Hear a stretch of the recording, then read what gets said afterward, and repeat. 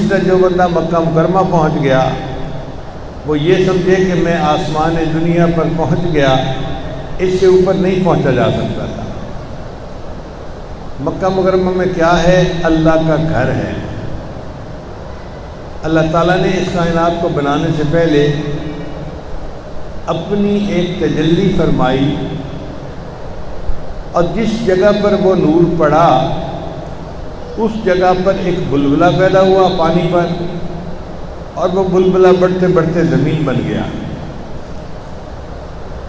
پھر اللہ تعالیٰ نے زمین سے ہم کلامی فرمائی، ائتیا طوعا او کرہا قالتا اتینا طائعین۔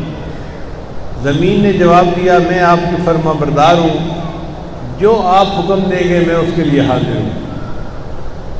جس جگہ سے زمین نے کلام کیا اللہ نے اس جگہ پر ایک کوٹھا بنوا لیا، کمرہ بنوا لیا، اور اس کو اپنا گھر کہہ لیا کہ میرے بندو یہ میرا گھر ہے۔ اور اس میں بڑی حکمت ہے۔ محبوب شکل میں سامنے ہو تو بندہ محبت کا اظہار آسانی سے کر سکتا ہے، مگر ہمارا محبوب حقیقی تو نہ دیکھ سکتے ہیں، نہ سوچ سکتے ہیں، نہ ذہن میں کوئی اس کا تصور لا سکتے ہیں۔ وہ ہماری سوچ اور وہم و گمان ہر چیز سے بلند و بالا ہے۔ تو یا اللہ ہم محبت کا اظہار کیسے کریں؟ اللہ تعالیٰ نے اپنے بندوں پر آسانی کر دی کہ ایک جگہ کو اپنا گھر بنا لیا اور فرمایا میرے بندو تم نے مجھ سے جو محبت کا اظہار کرنا ہے میرے گھر سے محبت کا اظہار کر کے دکھاؤ۔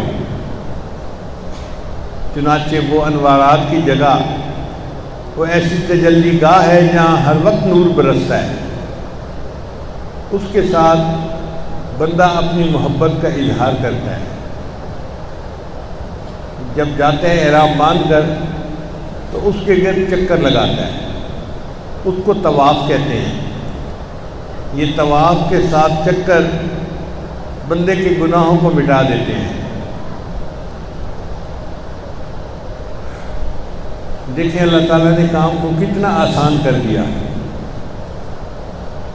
آج کل گھروں کے اندر واشنگ مشین ہوتی ہیں، کپڑا ڈال دیا جاتا ہے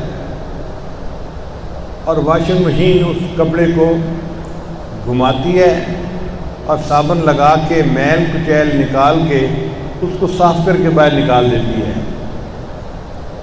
اللہ رب العزت نے انسانوں کے دلوں کو صاف کرنے کی ایک واشنگ مشین بنا دی، اور اس واشنگ مشین کا نام بیت اللہ ہے۔